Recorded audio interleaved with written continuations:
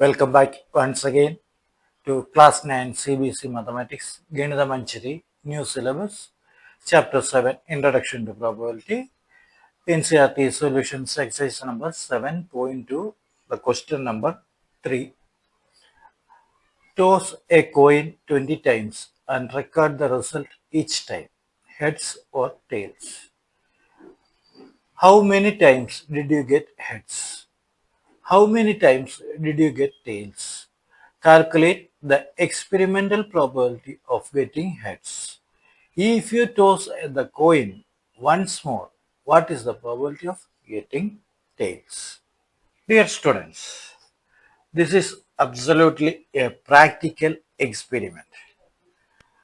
So, it has the results of this question may vary. That's according to the results getting when you are tossing the coin. That is, the result will vary for each students. Here we are taking one example or one assumption that if I am tossing the coin 20 times, I will get 11 heads and 9 tails. This is the outcome when I toss the coin 20 times, I will get 11 heads and 9 tails. This may vary according to your experiment. So the number of tails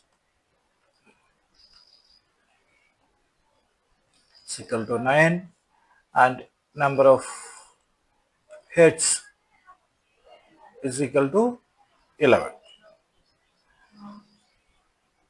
And the total number of tosses is equal to 20.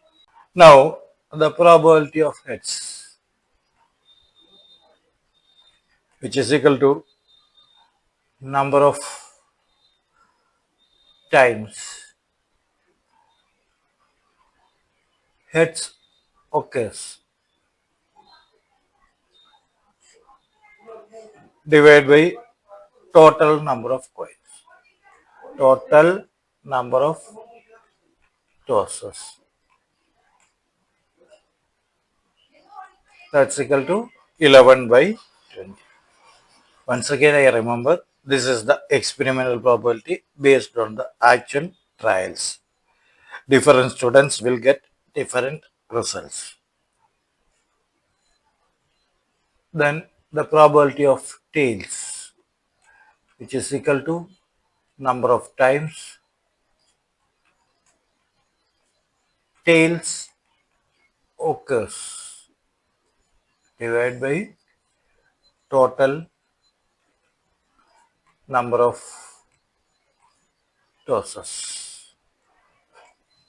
That's equal to 9 by 20. So these are the experimental answers of the first two questions. The fourth question is probability of getting tails on the next toss.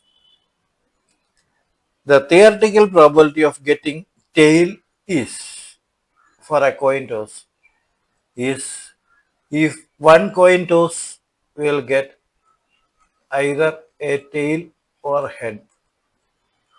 That's 1. And total possible outcome is 2. So we'll get the theoretical probability of tails is equal to 1 by 2. That's equal to 0.5.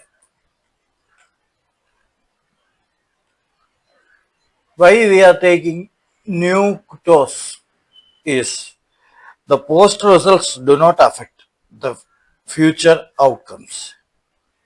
Even though you got more heads in your 20 tosses, the probability of getting tails on the next toss is still 1 by 2. This is because each toss is an independent event. The coin has no memory of previous results. This is important to understand to avoid the gambler's fallacy. That's all in this video, dear children. Thank you. Stay tuned for the next video for the next solution.